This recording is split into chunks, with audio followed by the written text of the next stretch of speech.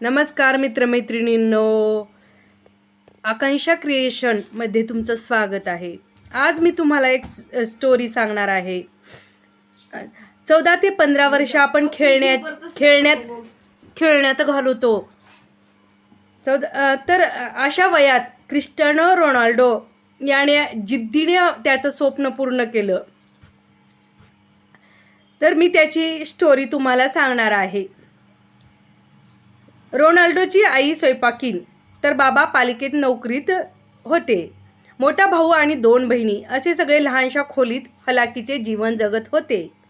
या कठीण परिस्थितीतून कारकीर्द घडवणारा रोनाल्डो आज जगातल्या सर्वात श्रीमंत फुटबॉलपटूपैकी एक आहे.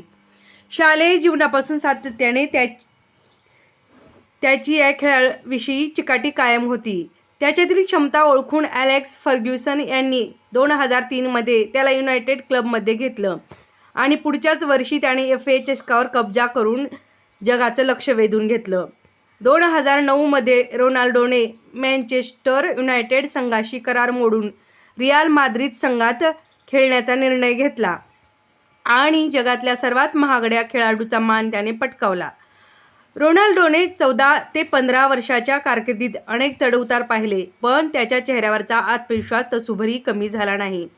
त्याच्या याच स्टाईलने तो यशाची शिखरे पादाक्रांत करीत गेला.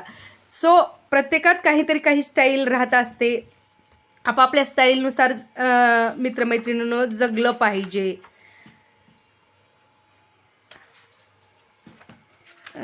पाहिजे. कद्र किसी की कोई यूं ही नहीं करता. कद्र किसी की कोई यूं ही नहीं करता. आपको अपनी किंमत बढ़ानी है तो आपको तपना ही पडेगा.